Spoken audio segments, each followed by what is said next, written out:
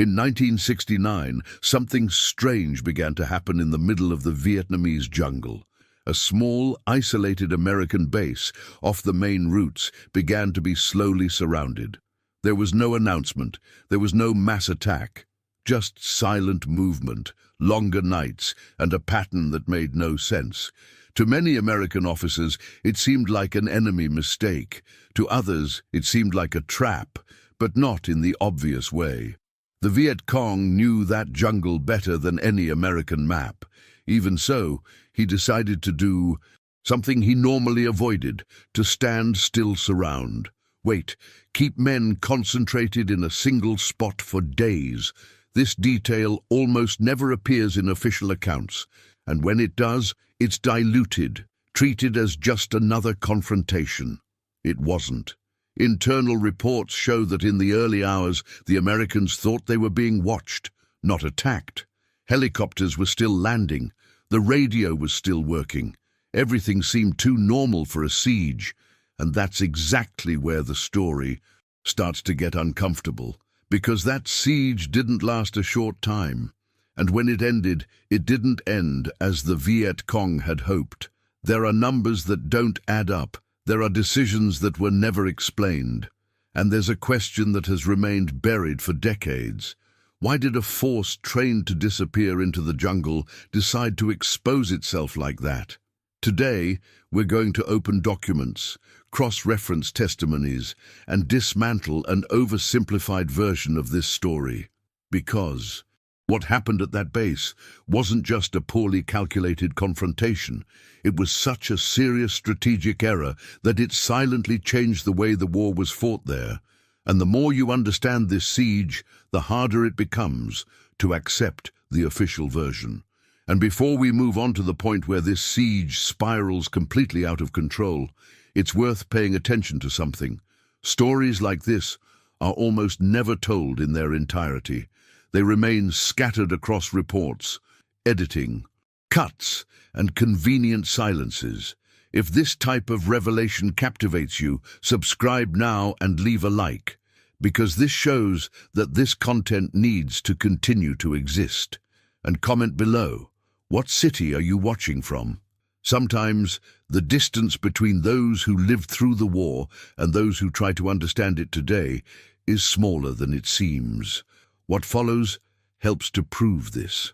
In 1969, the war was no longer what the newspapers promised to explain in a few lines. Those who were there knew this, and those who weren't began to suspect. After the Tet Offensive, nothing worked as before. The Americans continued to arrive with helicopters, advanced bases, and heavy technology, but the feeling was different. The war had become more confusing, more unpredictable. It was no longer about conquering territory. It was about resisting attrition, constant fear, the feeling that the enemy was always one step ahead, even when not visible. You may have heard that 1969 was a year of transition, but that word overly softens what really happened. In practice, it was a period of constant tension. Small bases sprang up in unlikely places, nestled deep in the jungle, far from cities, far from reliable roads, far from anything that resembled safety. They existed to observe, disrupt routes, and serve as support points. But existing there came at a price, and everyone knew it. On the other side, the Viet Cong were also not the same as in previous years. The Tet Offensive had shown that they could surprise, but it had also come at a high price. Many experienced fighters had died. Leadership had been lost. For them, the war needed to be adjusted. Fewer large offensives, more patience, less immediate impact, more slow attrition. The jungle remained an ally, but now every move needed to be calculated with much more care. It is in this scenario that something strange begins. Because while logic pointed to quick attacks and immediate disappearance, signs of something different began to emerge. Reports spoke of constant movement around certain bases, nothing explosive, nothing spectacular, just presence, new footprints, sounds at night, isolated shots, as if someone were testing limits, measuring reactions, observing response time. For those inside these bases, the feeling was clear. Something was forming, but no one knew exactly what. The problem was that the war had already exhausted everyone by then. Soldiers, officers, analysts. When you live under tension for months, you learn to normalize the strange. You learn to accept risk as routine, and perhaps that's why, in the beginning, nobody took certain signs so seriously. After all, prolonged sieges weren't the Viet Cong's norm. They knew that standing still meant exposing themselves. They knew that concentrating men was dangerous, so why would they do it now? This question didn't appear in official statements. It didn't appear in newspapers, but it circulated on internal radios, in exchanged glances, in hushed conversations during the early hours of the morning. There was an unsettling feeling that this phase of the war was hiding something, as if important decisions were being made far from public maps, far from simple explanations, far from the versions that would reach the public years later. And the more you understand the atmosphere of 1969, the clearer it becomes that the siege didn't come out of nowhere. It arose at a time when both sides were testing how far they could go, one trying to prove they still controlled the skies, the other trying to discover if, even so, it was still possible to turn the tide on the ground, in silence, in waiting. What seemed like just another episode of the war gradually began to reveal signs of something much bigger and much riskier about to happen. Now, to understand why all of this began, we need to look closely at the type of base that existed there. It wasn't a large facility full of spotlights, long runways, or hundreds of men constantly circulating. It was the opposite, a small, improvised base set up wherever the terrain allowed, surrounded by dense jungle, mud, constant humidity, and excessive silence. Those who have never been to a place like that might imagine something organized, almost safe. It wasn't. It was fragile by definition. These forward operating bases existed because the war demanded a presence. It was impossible to control routes, observe movements, or react quickly if everything remained concentrated far from the interior. So the Americans pushed these positions into the jungle, even knowing that this created vulnerabilities. Few soldiers, limited equipment, improvised helicopter runways, supplies dependent on the weather and clear skies. If the weather turned bad, everything was delayed. Food, ammunition, medicine, everything. For those inside, the feeling was strange. It wasn't exactly constant fear, but it wasn't tranquility either. It was constant vigilance. Every noise seemed too close. Every night seemed too long. The jungle never slept, and that messed with your head. You learned to distinguish sounds, but you were never absolutely sure. And living like that day after day made any base seem more vulnerable than it really was. From the Viet Cong's point of view, the scenario seemed even more favorable. They had known that terrain forever. They knew where to walk without leaving obvious traces. They knew where to hide.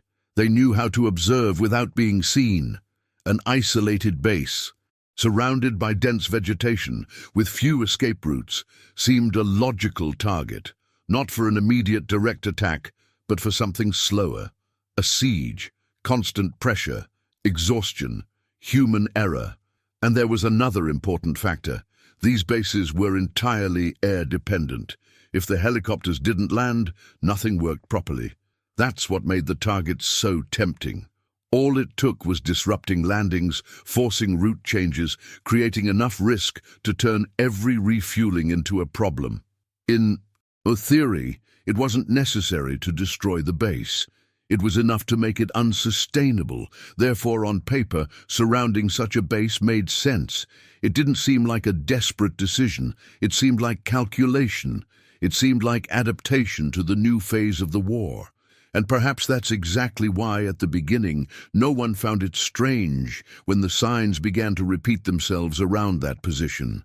After all, it brought together everything a siege needed: isolation, logistical dependence, and men too tired to question every detail. But this is where the story begins to slip into dangerous territory, because what seemed like a clear advantage hid something that wasn't so visible on the map, something that would only reveal itself when waiting turned into permanence, and silent observation became a commitment too long for those who believed that this type of base would fall quickly. And it is precisely at this point that logic begins to fail, in a way that almost no one noticed at the beginning. At first, no one inside the base called it a siege. That word only came later, when it was no longer possible to pretend everything was normal.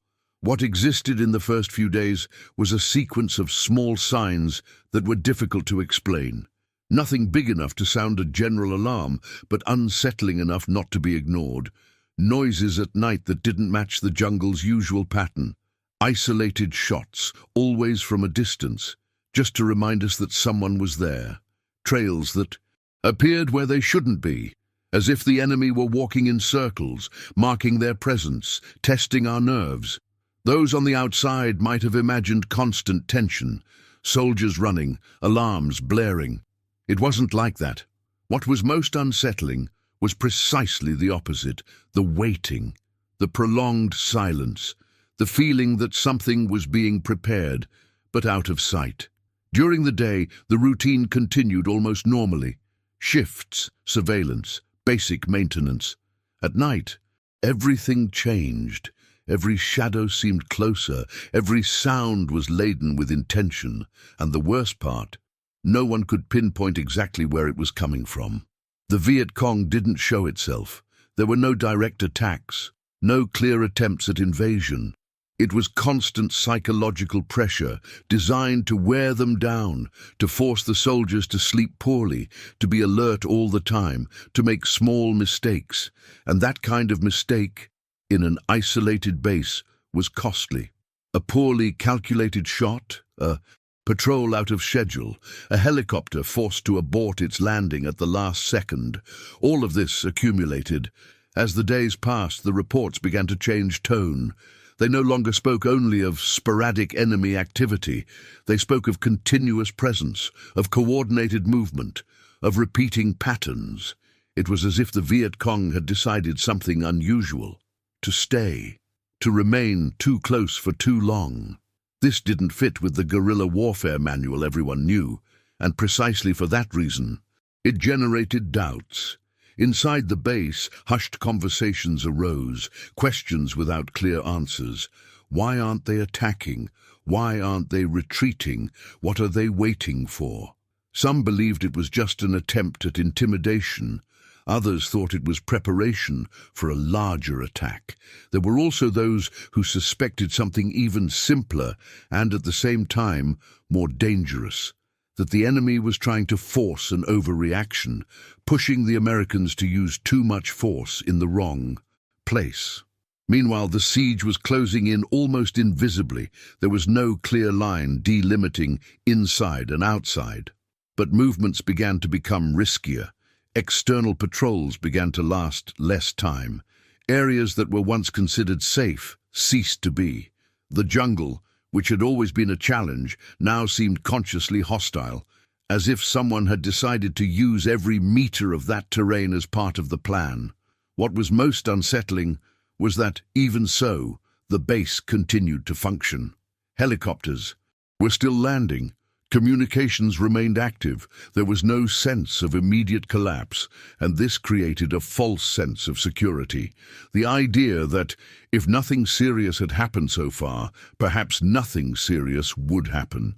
This thought is dangerous in any war, but there, in that specific context, it would be decisive, because the Viet Cong weren't there for a quick confrontation. They were there to observe how that base reacted to continuous pressure. They were measuring times, routines, response patterns. They were learning from every American move, and without realizing it, the men inside the base were participating in a game they didn't yet fully understand. A game in which patience, more than weapons, was beginning to define who truly had control of the situation. And it is precisely at this point that the story begins to get more tense. Because when you realize you've been watched for too long, the question stops being when are they going to attack and becomes what do they already know about us? This doubt doesn't appear prominently in official records, but it was present in every sleepless night. And it sets the stage for the moment when that siege, silent until then, begins to exact a much higher price than anyone expected. As the days went by, the base began to change from within, even without having been truly attacked. It wasn't a visible change from the outside, but those who were there felt it. The routine became shorter, more tense, more mechanical. Nobody relaxed completely. Sleep became something fragmented, made up of pieces. You would close your eyes, but your body remained on alert, and this takes a silent toll. It doesn't show up in the reports, but it appears in the way you walk, talk, and react to any out-of-place noise. The commanders tried to maintain normalcy. It was necessary. If the base descended into panic, the siege would have worked without a single shot being fired, so the orders were clear. Follow the schedules, maintain. Procedures don't show nervousness, but in practice, each decision began to carry extra weight. Sending a patrol outside the perimeter no longer seemed so simple. Changing the time of a landing required calculation. Everything needed to be thought through twice. And here's an important detail that's almost never clearly explained. The longer a silent siege lasts, the harder it becomes to distinguish a real threat from an imagined one. Some sounds were indeed from the Viet Cong. Others were just from the jungle. But the tired brain could no longer easily make that distinction. A broken branch became a sign of infiltration. A distant gunshot became a harbinger of attack. This kind of attrition doesn't bring down a base all at once, but it weakens every decision made within it. At the same time, something curious was happening. The Viet Cong remained there, present, but without taking the next step. This was even more confusing. Instead of relieving the tension, it increased it, because when the enemy doesn't attack, you start to imagine scenarios worse than the attack itself. You start to think that they are waiting for something specific, a mistake, a lapse in judgment, the exact moment. And this prolonged waiting creates a psychological pressure that is difficult to explain to someone who has never experienced anything similar. The helicopters kept arriving, but the landings became faster, more nervous. Nobody stayed on the ground longer than necessary. Each refueling seemed like a risky operation, not because there was constant gunfire, but because there was a feeling that at any moment things could change. And when you live in that constant anticipation, you start reacting even before something happens. Inside the base, the conversations changed tone. They were no longer just about the next day or the next rotation. They were about what was behind the enemy's strange behavior. Some said the Viet Cong was making a serious mistake by exposing themselves for so long. Others suspected the exact opposite, that this behavior only made sense if there was something they weren't seeing. And this doubt began to divide opinions, generating different interpretations of the same scenario. The most dangerous aspect of all this is that while the base focused on surviving the attrition, time kept passing. And time, in a siege of this kind, is never neutral. It favors those who can wait best. It favors those who adapt more quickly to fatigue. It favors those who don't need to explain their decisions in formal reports. Without realizing it, the Americans were being drawn into a type of confrontation that was neither immediate, nor visible, nor easy to respond to with brute force. And that's precisely where the situation begins to escalate almost inevitably, because there comes a point where keeping everything under control requires a bigger decision. Something changes. A response is needed, and when it comes, there's no going back.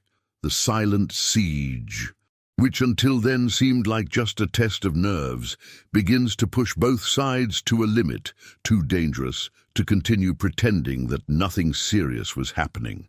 At some point, the feeling of control begins to slip through your fingers. It doesn't happen all at once, it's gradual. First, small adjustments that seem harmless. A helicopter changes its schedule. A patrol stops going out. A procedure is shortened, just for today. None of this in isolation seems serious. The problem is the accumulation. When you realize it, the entire base is already operating in defensive mode, reacting more than acting, and that changes everything. The commanders knew they couldn't simply wait forever. Waiting was proving too costly, even without constant gunfire. The psychological strain, the risk of human error, the constant tension, all of that was beginning to weigh as heavily as an open offensive. Then the need for a response arose, to show strength, to regain the initiative, to prove to those on the other side of the jungle that the siege wasn't working. And that's when logic began to turn against the Viet Cong, because by remaining focused for so long, they ended up doing something they normally avoided at all costs. They became predictable, not in the obvious sense of having visible, fixed positions, but in terms of pattern, the times of movement, the areas of greatest activity, the recurring observation points. Little by little, this was noted, cross-referenced, analyzed. The jungle hid, but didn't erase everything. When the American response began to take shape, it didn't come as an immediate and spectacular attack. It came as preparation. More aerial surveillance, more attention to detail, more coordination between the base and external units. The base that seemed isolated began to transform into something different, a point of attraction, a place where the enemy was, voluntarily, exposing itself for too long. The Viet Cong perhaps believed that fear would prevent a more aggressive reaction. Perhaps they thought the Americans would hesitate to escalate the situation in such a confined area. But the effect was the opposite. The prolonged stay created justification, it created urgency, it created authorization to use resources that would not be employed against dispersed targets, and that completely changes the game. Within the base, perception also began to change. The feeling of being hunted gradually gave way to something different, not exactly confidence, but clarity. The idea that there was now something concrete to react to, something identifiable, something that could be confronted directly. This type of psychological change is subtle but decisive. When you stop feeling merely pressured and begin to see the other side as vulnerable, the risk shifts. And the Viet Cong, perhaps without realizing it, was delivering exactly that. By insisting on the siege, by prolonging their presence, by betting that time would play in their favor, they ended up opening space for a response that no longer depended on guesswork. It depended on decision. And when that decision began to be made, it was no longer possible to return to the previous stage of silent tension. It is at this point that the story approaches a real turning point, because the siege, which seemed like a strategy of attrition, begins to produce the opposite effect. And what came next would no longer be done in the dark, nor in doubt.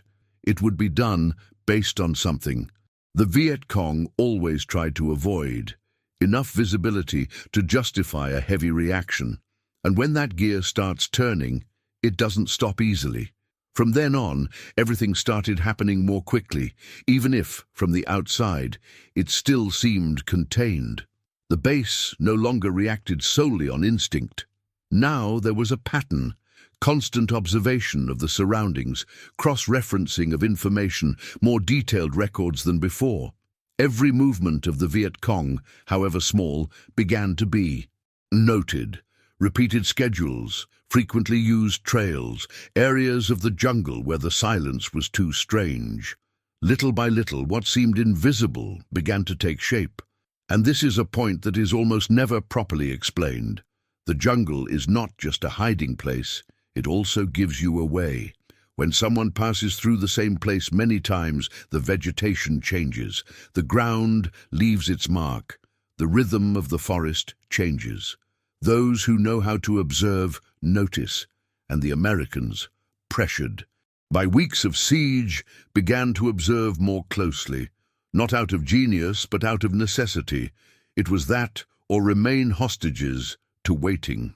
Meanwhile, on the Viet Cong side, the situation was becoming increasingly dire.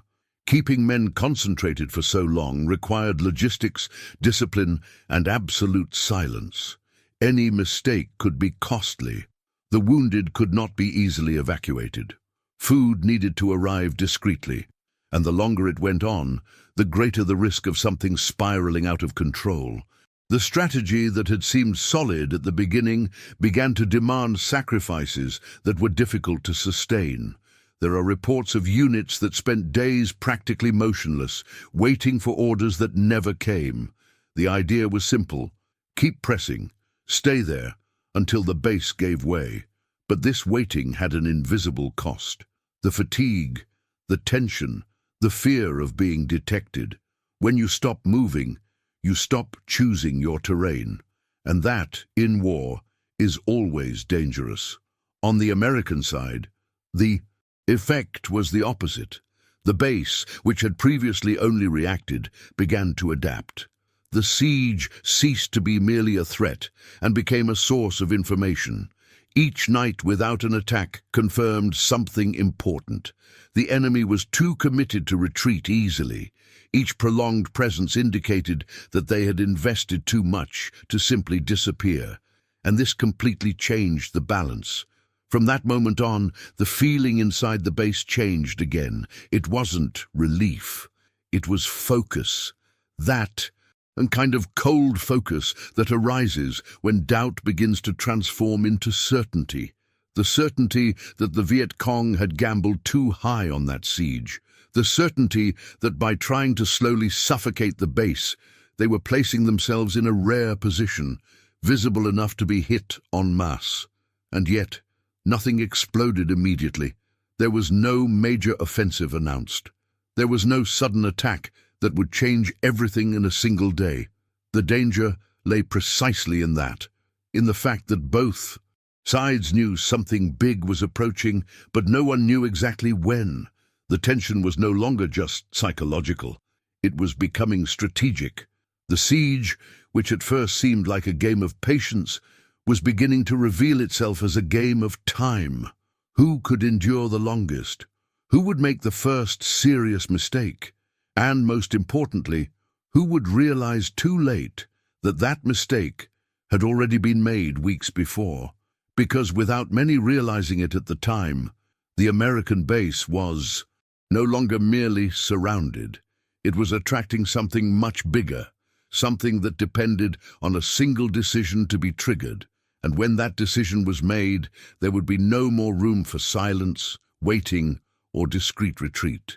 The siege would cease to be an invisible pressure and would begin to have consequences that neither side could ignore. When the response finally began, it didn't come as the Viet Cong had hoped. It wasn't a confused ground attack, nor a hasty attempt to break the siege by brute force on the ground. Their mistake became clear precisely there. By keeping men concentrated around the base for so long, they created something rare in that war, a persistent target. And in 1969, that was all the Americans needed to completely change the course of the situation. From the moment the enemy presence began to be considered continuous and no longer sporadic, the rules changed. The base ceased to be merely an isolated point trying to survive and began to function as a coordination center. The siege, which previously seemed suffocating, became a confirmation. The confirmation that there were enough enemies there to justify a heavy, planned, and sustained response. And this response no longer depended on the jungle. The Viet Cong always knew how to avoid this type of scenario. They always avoided staying in the same place for too long. They always understood that the greatest American strength lay not in hand-to-hand combat, but in what came from above. But this time the gamble was different. They believed that psychological pressure would break the base before a larger reaction could be organized. They gambled that fear, exhaustion, and isolation would do the work for them. And that gamble cost them dearly. When the decision was made, the environment changed rapidly. The jungle, which had previously provided protection, began to betray them. Repeatedly used trails, concentration areas, observation zones, all of this began to be treated as fixed. In points. And a fixed point in that war was a death sentence. The base began to direct actions that did not require direct confrontation, but which transformed the surrounding area into an increasingly hostile space for those outside. On the Viet Cong side, the situation began to deteriorate. Staying put became risky, moving became even riskier. The advantage of invisibility was gradually lost. Not because the jungle had changed, but because the strategy required remaining in it for too long. And this is a detail that rarely appears in summarized versions of the story. The mistake wasn't surrounding the base. The mistake was insisting on the siege when it had already ceased to be advantageous. Meanwhile, inside the base, the perception was different. The feeling of being cornered was replaced by something colder, more dangerous. The certainty that the enemy had overcommitted themselves, that the initial pressure, intended to wear them down, had turned into exposure. And when that happens, the balance of war begins to tip silently but definitively. There wasn't a single moment that marked this turning point. No symbolic explosion, no official announcement. It was a sequence of small decisions that, added together, made the siege unsustainable for those who initiated it. The Viet Cong lost its main advantage, the freedom to disappear. By encircling the country, it became trapped by its own strategy, and that's precisely why that siege went down in history as a huge mistake. Not because the idea was absurd, but because it was taken too far, because you ignored time. You ignored the other side's ability to adapt. You ignored that, in a war like that, standing still could be more dangerous than retreating. What comes after is usually recounted quickly, almost automatically.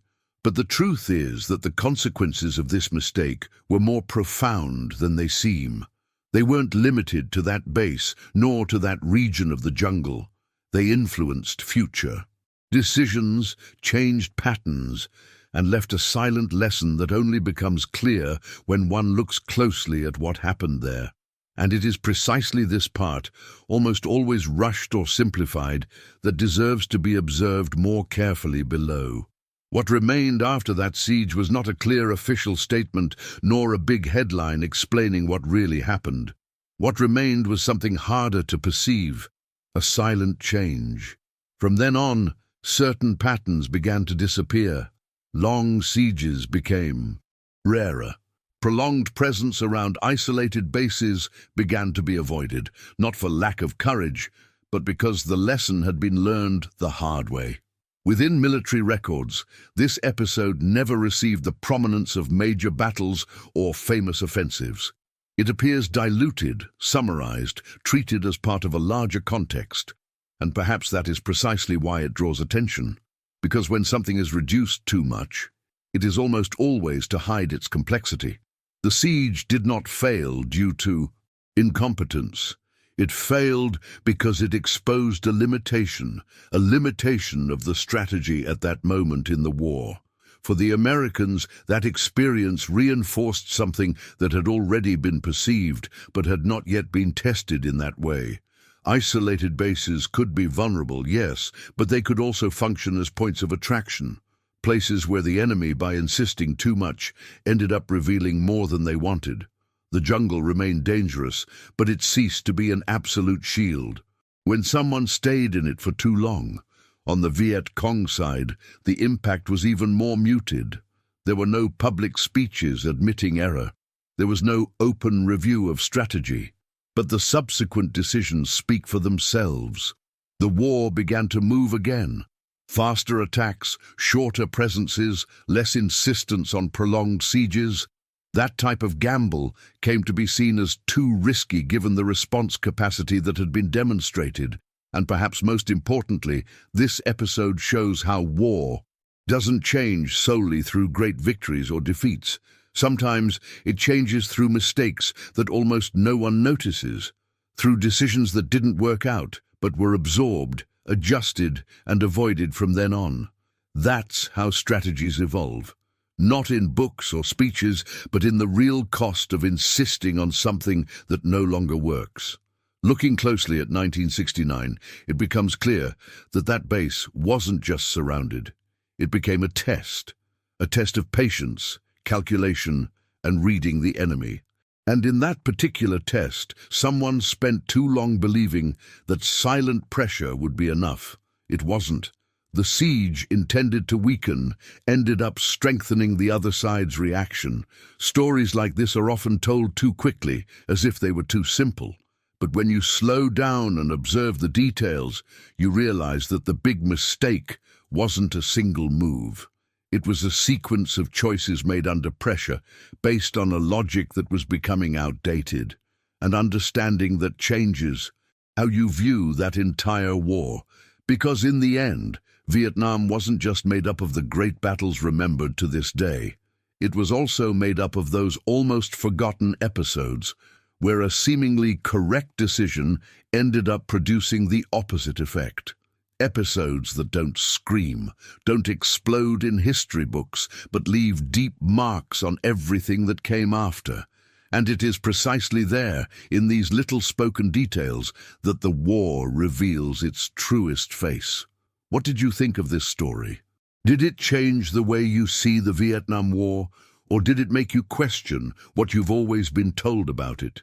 Write in the comments what caught your attention the most. Your opinion helps this type of content continue to exist.